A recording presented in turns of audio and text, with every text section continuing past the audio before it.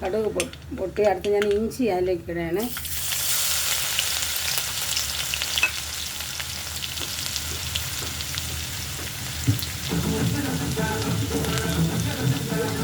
മൂത്ത് വന്നു അത് കറിവേപ്പില ഇടുകയാണ്.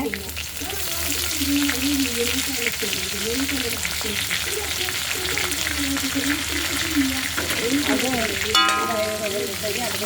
ഉള്ളി ഇടുകയാണ്. സവാളയും ചെറിയ ഉള്ളിയാണ് അരിഞ്ഞ് വെച്ചത്.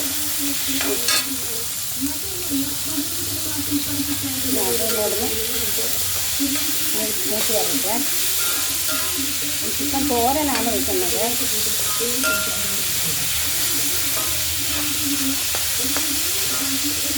എല്ലാവരും ഇതിനൊക്കെ കുറച്ച് ഓരോന്ന് ചെയ്ത്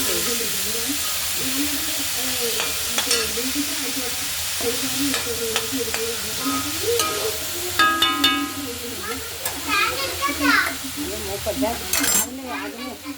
അതിന് വേണ്ടിയുള്ള സാധനങ്ങളാണ് പൊടി, മല്ലിപ്പൊടി, ഗരം മസാല, പച്ചമുളക്, കുരുമുളക് പൊടി, മല്ലിപ്പൊടി ഇത്രയും കൂടി വെച്ചിട്ടുണ്ട്. ഇത് വഴറ്റി വരുമ്പോൾ എല്ലാം കൂടി അതിലേക്ക് തട്ടി എന്നിട്ട് തേങ്ങ ഇതെല്ലാം കൂടി ഇട്ടിട്ട് കുറച്ചതാണ് ഇതിൽ കൂടി ഇടാൻ വേണ്ടി വെച്ചിരിക്കുന്നത്. ബാക്കിയെല്ലാം തേങ്ങയിലിട്ട് അടിച്ച് കളച്ച് വെച്ചിട്ട്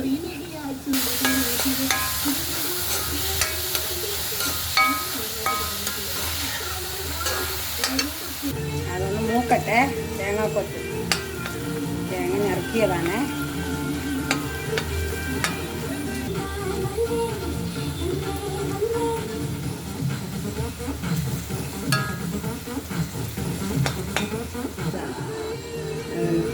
മുക്കാൽ കിലോ വരും.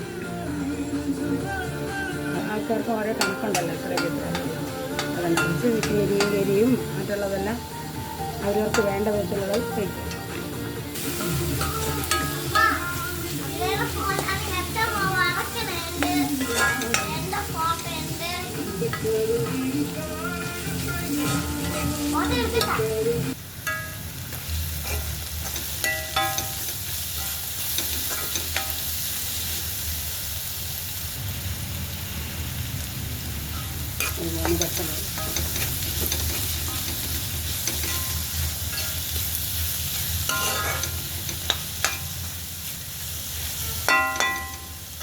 മസാലകൾ ചേർത്തിട്ട് കുറച്ച് മസാല ബാക്കി തേങ്ങയിൽ ഇട്ട് വെച്ചിരിക്കണം.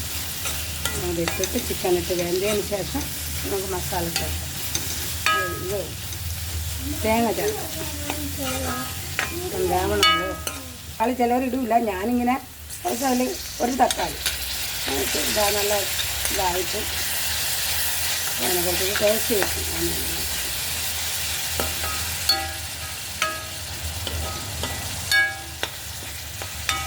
വേണമെങ്കിൽ മാത്രം അങ്ങനെ ഇട്ടാൽ മതി.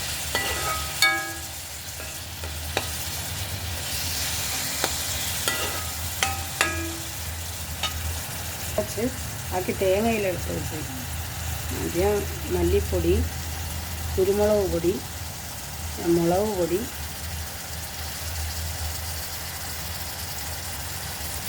ചിക്കൻ മസാലപ്പൊടി എല്ലാം ഇടയാണ്. അവസാനം അത് പൊടിച്ച് വെച്ചിരിക്കുന്നത് പിന്നെ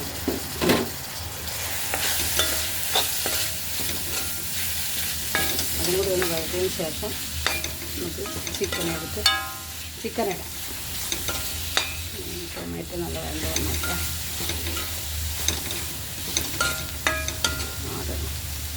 ഏകദേശം വഴണ്ട് വന്നു. ടൊമാറ്റോ എല്ലാം ഇതിൽ ചിക്കനാണ് ഇടാൻ പോകുന്നത്.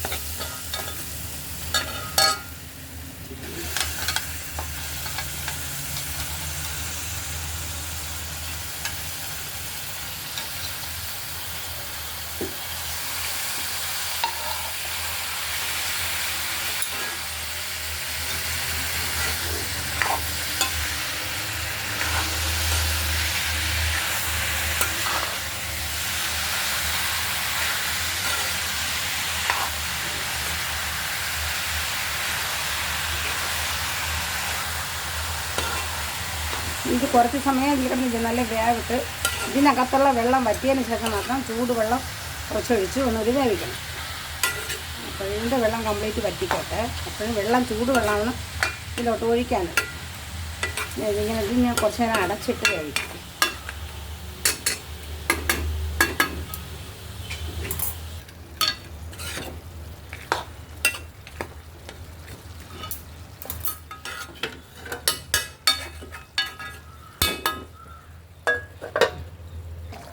ചൂടുവെള്ളം ഒഴിച്ച് നല്ലപോലെ വേവിട്ട്. ഇത് നാടൻ ചിക്കനാണ്, അതുകൊണ്ടാണ് വെള്ളം. മറ്റേ ബ്രോയിലറിനാണെങ്കിൽ വേണ്ടത്. ഇത് നാടൻ ചിക്കനായതുകൊണ്ട് അതിന് വെള്ളം വേവുണ്ട്.